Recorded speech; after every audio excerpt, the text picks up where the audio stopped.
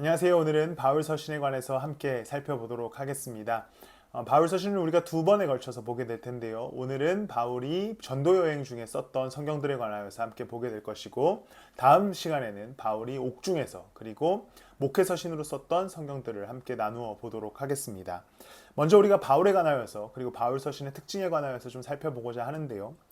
바울은 다메섹으로 가는 도중에 예수 그리스도를 만나지요. 우리가 사도행전을 통해서도 나눴었는데, 그는 원래 가말리엘 문화에 있었던 사람이었습니다. 특별히 유대교의 율법을 교육을 제대로 받았던 사람이고, 또한 로마인이기도 했습니다. 특별히 이제 유대의 관리로서의 역할을 감당하고 있었는데, 그가 주로 한 일은 그리스도인들을 핍박하고 소송하고 또 잡아넣는 역할을 하고 있었습니다. 다메섹으로 가던 도중에도 여전히 그는 유대인 그리스도인들을 잡아 넣으려고 가는 중이었는데, 그 길에서 예수 그리스도를 만나게 되지요. 바울을 하나님께서 선택하신 이유는 명확하다고 생각되어집니다. 그는 왜냐하면 완벽한 유대인이자 완벽한 로마인이었기 때문이지요. 바울은 특별히 이방인들을 향한 복음의 전달자로서의 역할을 감당하게 됩니다. 그는 로마인이었기 때문에 당시에 로마가 지배했던 영토 어디든 갈 수 있었고요. 또한 그는 유대인이었기 때문에 유대의 문화 속에서 복음을 전하기도 매우 탁월했던 인물입니다. 그렇기 때문에 하나님께서 이 바울을 선택하셨고, 바울을 통해서 복음 전파와 또한 성경의 기록을 많이 남기게 되는 것이지요. 특별히 바울이 어떠한 선교 전략을 이용했냐, 우리가 먼저 살펴보면, 먼저 그는 대도시를 주로 다니게 됩니다. 왜냐하면 대도시를 통하여서 교통편을 이용할 수 있었어요. 항구라든지 또 도로가 잘 발달되어 있는 곳에서 복음을 전하고 다른 지역으로 이동해야 했기 때문에 바울은 대도시를 주로 이용합니다. 또한 대도시의 특징은 많은 유대인들이 각 로마의 대도시에 퍼져서 디아스포라라고 하지요. 살고 있었습니다. 그렇기 때문에 우리가 꼭 한국 사람들이 외국에 가면 한인교회를 세우듯이 유대인들은 각 대도시에 회당이라는 것을 세워서 자신들이 그곳에서 율법을 공부하고 있었습니다. 바울은 이 회당을 굉장히 잘 이용해요. 회당에 가서 그곳에서 그리스도에 관한 복음을 전하게 됩니다. 그리고 또한 바울은 혼자 사역하지 않았습니다. 우리가 바울, 이 한 명의 인물, 또한 그가 쓴 성경들을 익숙하게 받아들이지만, 바울 옆에는 수많은 동역자들이 함께 했습니다. 바나바, 실라, 마가, 또 디모데 등등 많은 동역자들이 바울과 함께 했기에 서신서 곳곳에 그들의 이야기가 남겨져 있고, 그가 혼자 그리스도의 일을 감당하지 않았다라는 것을 알 수 있습니다. 이제 우리는 서신서를 어떻게 살펴볼 것이냐면요, 그 도시의 특징을 살필 것입니다. 왜냐하면 도시의 특징에 따라 바울이 쓰는 표현과 이야기가 다르기 때문에 그 도시의 특징을 먼저 살펴볼 것이고요. 또한 그 도시에 교회가 세워지고 교회가 갖고 있었던 문제와 어려움들에 관하여서 또한 살필 것입니다. 왜냐하면 그 문제를 해결하기 위해 바울이 편지를 썼던 경우들이 있기 때문입니다. 먼저 갈라디아서를 살펴보겠습니다. 갈라디아라고 하는 이 도시명은 사실 도시의 이름이 아니라 갈라디아 주를 뜻하게 됩니다. 특별히 이 갈라디아 주는 땅이 비옥하고 무역이 성행했던 지역입니다. 대부분의 서신서가 쓰여진 도시들이 그런데요. 또한 다양한 인종들과 출신들이 모여 살았던 곳이고, 이곳에는 유대인들도 많이 모여 있었습니다. 특별히 유대인 중심으로 교회가 세워진 곳이고, 갈라디아 지역 곳곳에 교회가 세워졌는데, 아마도 이 서신은 그 곳곳의 교회들이 돌려볼 수 있는 회신용 서신이지 않았을까 생각되어집니다. 갈라디아 교회의 대표적인 특징은 유대인과 또 비유대인의 갈등이 있었다는 것이지요. 특별히 할례파와 무할례파의 갈등이 있었습니다. 이것은 신약 성경에 자주 나타나는 갈등인데요. 이제 회당으로부터 시작된 그리스도 교회가, 유대인들은 여전히 복음을 받아들이고 나서도 유대인의 선민의식이 있었습니다. 이 복음은 우리 거다. 이방인에게는 절대 복음이 전달될 수 없다. 그런데 약간 타협점이 생겨요. 그래, 이방인 너희들도 복음을 받아들이고 싶다면 할례를 받아라 라고 하는 타협점을 유대인들이 제시하게 됩니다. 그런 상황 속에서 교회가 갈등을 겪죠. 이방인과 유대인의 갈등, 할례파와 비할례파의 갈등이 이제 교회 안에 격화되기 시작합니다. 그때에 분노한 바울이 갈라디아에 있는 교회들을 혼내면서 쓴 성경이 갈라디아서라고 보시면 됩니다. 2장 19절 20절을 보면요, 나는 율법과의 관계에서는 율법으로 말미암아 죽어버렸습니다. 그것은 내가 하나님과의 관계 안에서 살려고 하는 것입니다. 이제 율법과의 관계에서 자신은 죽어버렸다. 율법이 이야기하는 할례와 그 무할례가 크게 중요하지 않다라고 이야기하면서 2장 20절에 나는 그리스도와 함께 십자가에 못 박혔다라고 얘기합니다. 이제 바울은 그리스도와 함께 십자가에 못 박혀서 자기가 사는 이유는 나를 사랑하사 나를 위하여 자기 몸을 버리신 그 아들을 믿는 믿음 안에서 사는 것이다. 오직 믿음으로만 구원을 얻기에 할례파와 무할례파의 갈등을 이제 끝내라 라고 하는 성경이 갈라디아서인 것이지요. 또한 유대인들은 여전히 예수 그리스도를 믿었지만 율법을 지키고자 하는 의도가 있었습니다. 왜냐하면 예수님을 믿으면서 율법도 지키면 구원도 얻고 선민으로서의 그 가치도 끌고 갈 수 있었기 때문입니다. 그렇기 때문에 이제 바울은 그 율법주의자들을 향하여서 경고를 갈라디아서를 통해 또한 날리게 됩니다. 3장 11절 말씀을 보면요. 하나님 앞에서는 율법으로도 아무도 의롭게 되지 못한다는 것이 명백합니다. 의인은 믿음으로 살 것이다 하였기 때문입니다. 결국에 믿음을 강조하면서 유대인과 이방인의 갈등을 최소화시키고 또 유대인의 잘못된 신앙을 지적하는 성경이 갈라디아서이지요. 굉장히 갈라디아서의 문체는 바울의 과격함 또 바울의 분노가 드러나는 성경이다라고 보시면 됩니다. 또한 이제 이 다음 성경은 데살로니가 전후서입니다. 그러니까 최근에 삶의 자리에서를 통해서도 보았는데 이제 로마가 세계를 지배하기 전에는 이 세계를 누가 다스리고 있었냐면 마케도니아라고 하는 나라가 다스렸습니다. 헬라 제국이라고도 불리는데요. 그 헬라 제국의 주요 도시가 바로 데살로니가였습니다. 로마가 통치할 때도 이 데살로니가는 주요 핵심 도시로 사용하게 되는데 특별히 항구가 있었습니다. 마케도니아 지역과 로마 지역을 연결해주는 항구가 있었던 곳이 데살로니가였기 때문에 이곳은 교통의 중심지였고 무역의 중심지였습니다. 그렇기 때문에 갈라디아와 마찬가지로 여러 민족의 사람들이 모여 있었고 또 그곳에는 유대인들도 함께 하고 있었습니다. 로마에는 그 도시를 지배하는 신이 있었거든요. 예를 들어서 우리가 이전에 에베소서를 볼 때는 에베소는 아데미 여신이 다스리고 있었는데 이 데살로니가는 디오니소스라고 하는 신이 다스리던 곳이었습니다. 문란한 신이었기 때문에 성적으로 타락한 도시가 또한 데살로니가였습니다. 먼저 데살로니가 전설을 살펴보면요. 데살로니가 교회를 좀 쉽게 설명하면 바울이 3개월 정도밖에 거주하지 않았거든요. 그러니까 개척교회 목사가 교회를 세워놓고 3개월 만에 떠난 겁니다. 그렇기 때문에 비록 체계적인 교리와 시스템이 갖춰져 있지 않았어요. 그러나 그들의 믿음은 굉장히 신실했습니다. 그렇기 때문에 바울이 데살로니가 전서에서 보면 그들을 칭찬합니다. 1장 3절에 보면요. 또 우리는 하나님 우리 아버지 앞에서 여러분의 믿음의 행위와 사랑의 수고와 우리 주 예수 그리스도께 둔 소망을 굳게 지키는 인내를 언제나 기억하고 있습니다. 비록 짧게 교회를 개척하고 바울이 떠났지만 그곳에서 믿음을 지켰던 성도들을 칭찬하게 됩니다. 그러나 여전히 믿음 가운데도 있었지만 디오니소스의 도시였다 보니까 성적인 타락을 굉장히 주의하게 하는 것이 바로 바울의 이야기입니다. 데살로니가 4장 3, 4절을 보면요. 하나님의 뜻은 여러분이 성결하게 되는 것입니다. 여러분은 음행을 멀리하여야 합니다. 각 사람은 자기 아내를 거룩함과 존중함으로 대할 줄 알아야 합니다. 이제 이전의 관습, 디오니소스를 섬기던 그들의 관습에서 벗어나 음행을 멀리하고 한 여인, 즉 자신의 아내만 사랑하라 라고 하는 메시지를 던져주는 것이 데살로니가 전서인 것이지요.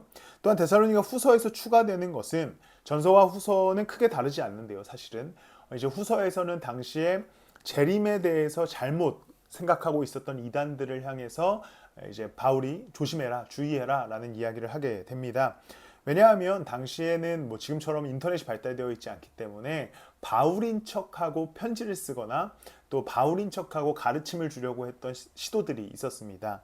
그 중에 하나가 예수님이 이미 재림하셨다라는 것을 강조하던 이단들이었어요. 그러니까 바울이 그 이야기를 듣고 그것은 잘못됐다라는 이야기를 데살로니가 후서를 통해 전달하게 됩니다. 데살로니가 후서 2장 3절을 보면요. 여러분은 아무에게도 어떤 방식으로도 속아 넘어가지 마십시오. 그날이 오기 전에 먼저 믿음을 배신하는 일이 생기고 불법자 곧 멸망의 자식이 나타날 것입니다. 이제 이렇게 바울은 이단들에 대한 주의를 주게 됩니다.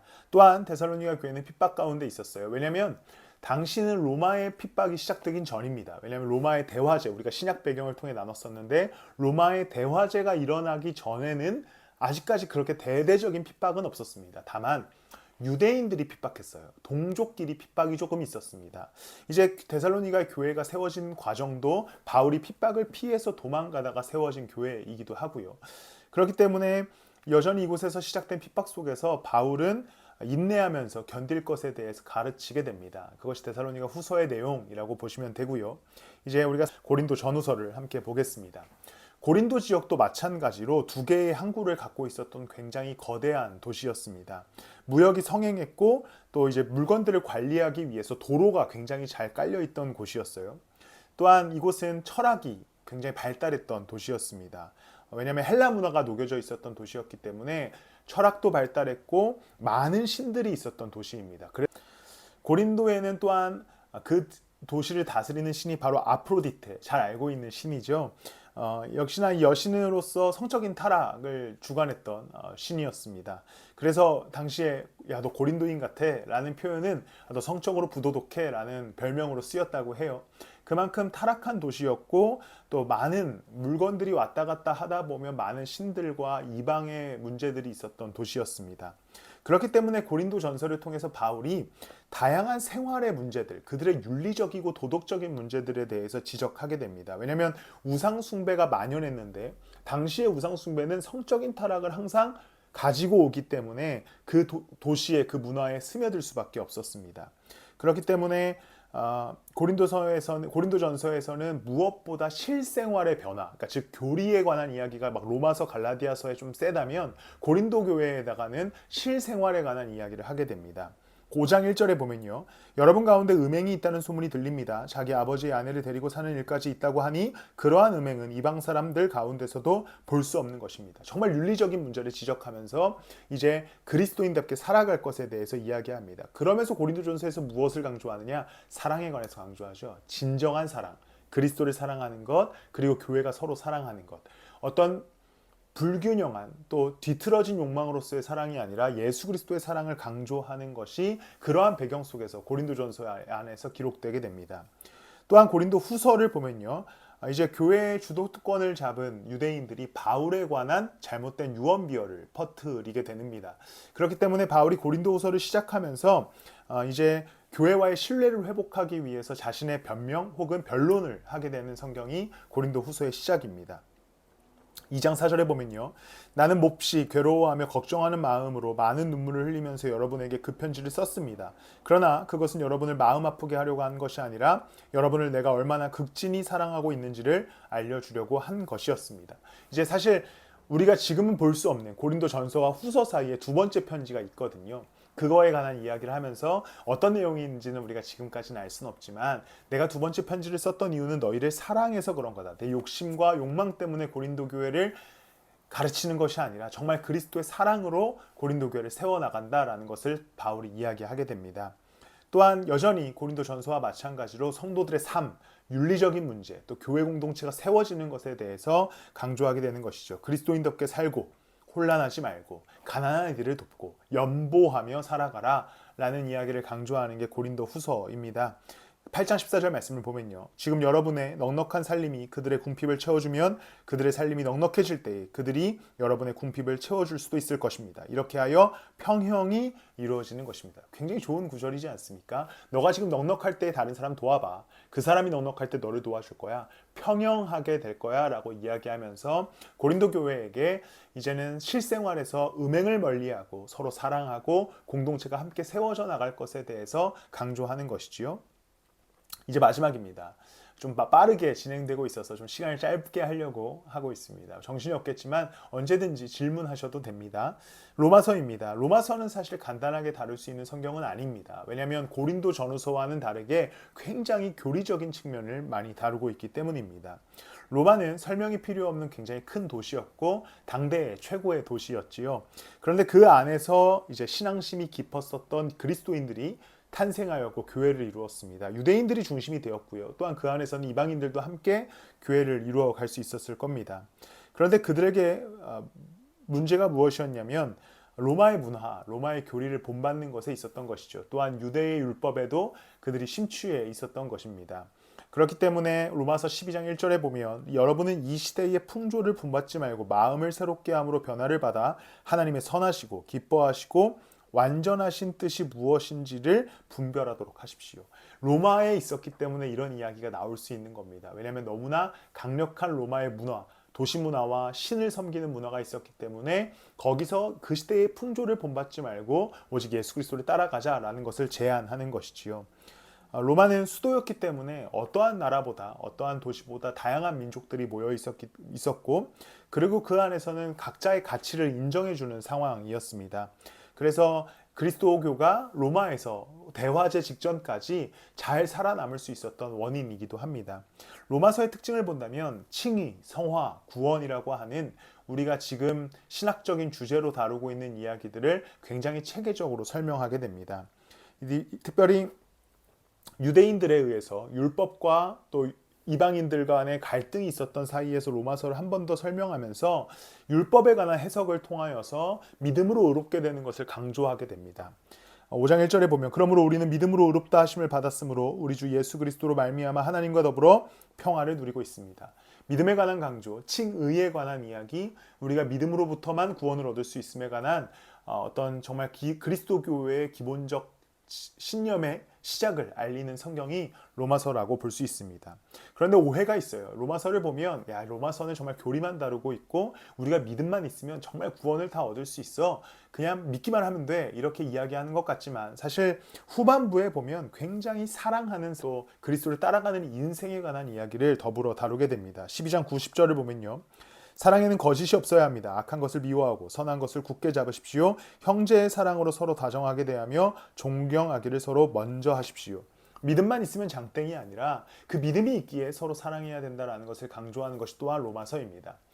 로마서는 칭의, 구원, 성화, 영화에 관한 이야기들이 잘 설명되어 있지만 결국에 그것을 향해 가는 것이 무엇이냐면 그리스도인답게 살아가라. 믿음으로 구원받은 자들은 믿음으로 살아가라 라고 하는 이야기로 이어지는 것이 로마서라고 보시면 됩니다. 빠르게 설명했고요. 좀 어려우셨을 수도 있지만 그러나 또 이 안에서 성경 읽기에 재미가 있으셨으면 좋겠습니다. 언제든지 질문하시고 또 우리 교회에 오셔서 같이 성경 공부했으면 좋겠습니다. 다음번에는 바울서신 두 번째 시간으로 찾아뵙겠습니다.